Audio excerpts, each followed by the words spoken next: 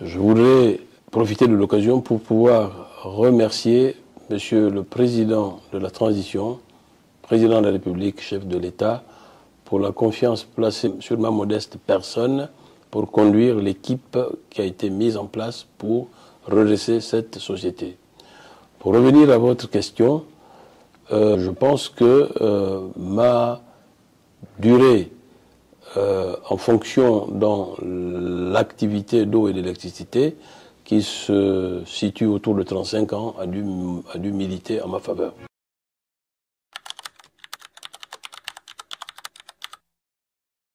En effet, la SEG, société créée depuis plus de 70 ans, n'a pas bénéficié ces 30 dernières années d'investissements structurants suffisants pour pouvoir à la fois prendre en compte les évolutions et prévoir le développement du pays.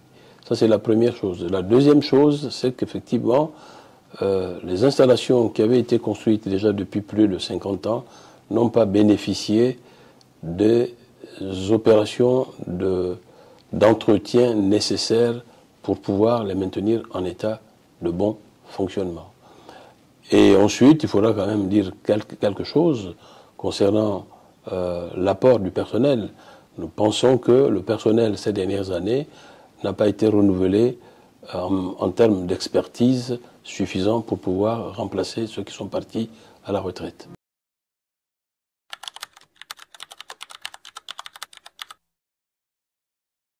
Les opérations étudiées, préparées par l'ASEG permettraient dans les 3 prochaines semaines normalement de revenir en électricité sur un fonctionnement normal.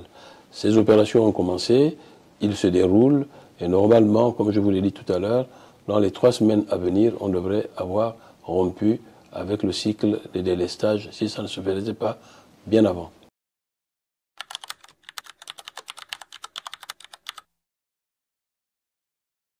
Agreco est un partenaire de l'ASEG depuis 2003.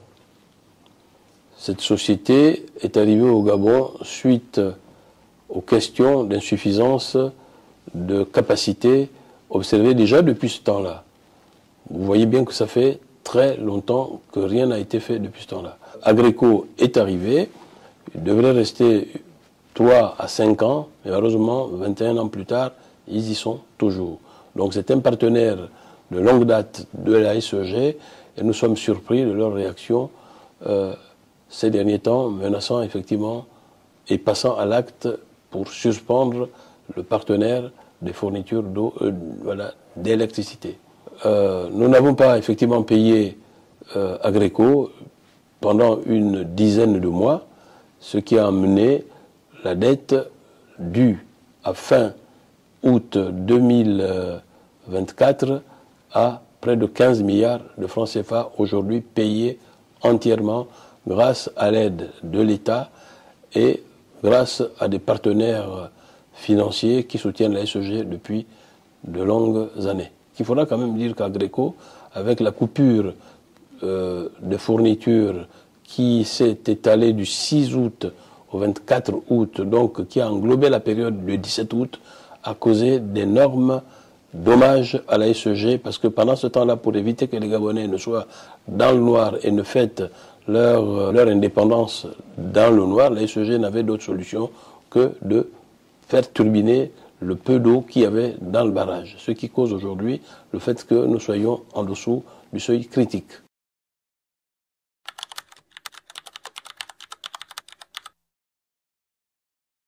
C'est parce que la SEG est en manque de liquidité et donc ne vit qu'au para-coup de disponibilité que les banques mettent en sa faveur.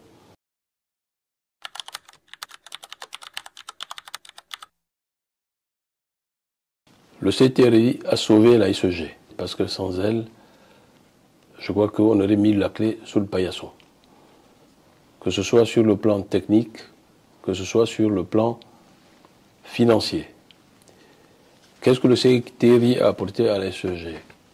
Le CTRI a réduit le prix des combustibles utilisés par la SEG pour situer la SEG au même niveau que les clients qui vont se servir à la pompe pour ce qui est du gasoil.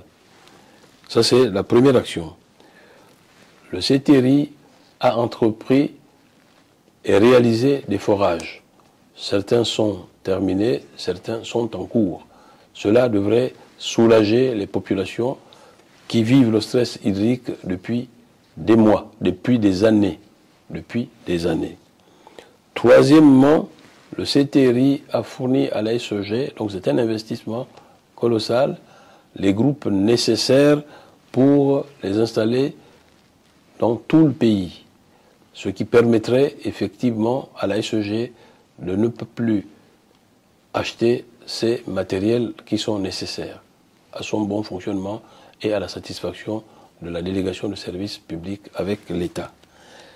Quatrièmement, la SEG pour Libreville, le CTRI, soucieux de mettre à disposition des outils fiables, a permis à la SEG de contracter avec un producteur indépendant dénommé KPS, donc la possibilité de fournir à partir des bateaux qui sont visibles à Libreville, qui devraient nous délivrer près de 150 MW, c'est-à-dire la moitié de la consommation actuelle sur Libreville, donc en tout cas de l'énergie, pour pouvoir à la fois permettre à l'SEG de procéder à la réparation de ces matériels aujourd'hui défectueux et pouvoir garantir l'alimentation de tous les projets qui sont en cours d'exécution par le CTRI. Cinquièmement, il faut dire que le CTRI ne s'est pas arrêté que là. Le CTRI a mis à disposition de la SEG des personnels qualifiés, des personnels généraux et supérieurs militaires pour pouvoir aider la SEG à faire un travail que toute seule, elle ne peut pas faire. On devra nous appuyer sur ces militaires-là pour nous aider sur tous les axes possibles, sécuritaires, financiers, techniques. Et ensuite, tout récemment, tout le monde l'a entendu, le président de la République a mis à disposition de la SEG une ligne de crédit auprès d'une banque de la place dénommée BICIG, donc une ligne de 100 milliards de francs pour permettre à la SEG de sortir de cette crise et de renforcer les moyens qui seront effectivement utilisés, exploités.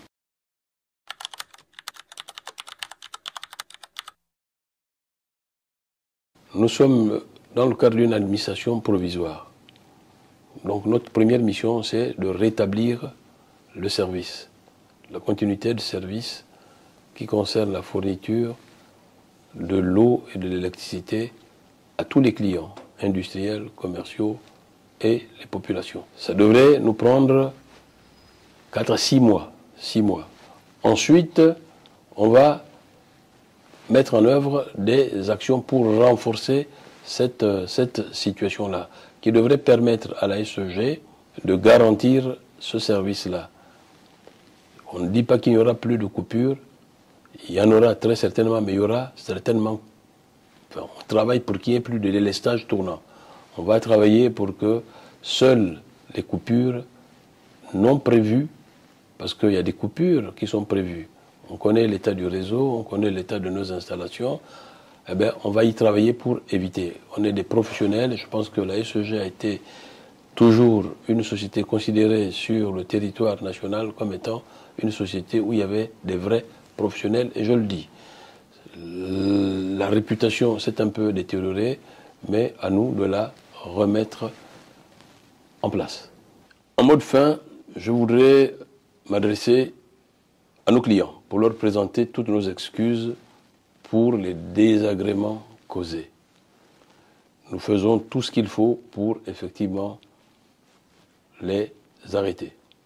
Je voudrais également présenter nos excuses aux actionnaires, des gens qui ont mis leur argent pour pouvoir aider l'ASEG parce que la confiance, il l'avait placée en cette société. Troisièmement, je voudrais m'adresser au personnel, aux agents de l'ASEG. Il faut que les agents de l'ASEG comprennent que l'ASEG est un bien commun. On a été recrutés là-bas pour y travailler et nous sommes suffisamment rémunérés pour pouvoir faire ce travail qui nous est demandé. Que ceux qui ont dévié reviennent sur le bon chemin. Parce qu'ils mettront en péril leur carrière au sein de cette société. Donc, je lance un appel à tout le monde pour que nous puissions nous ressaisir pour pouvoir sauver dans les délais qui nous ont été donnés cette société pour le bonheur et l'avenir de nos enfants.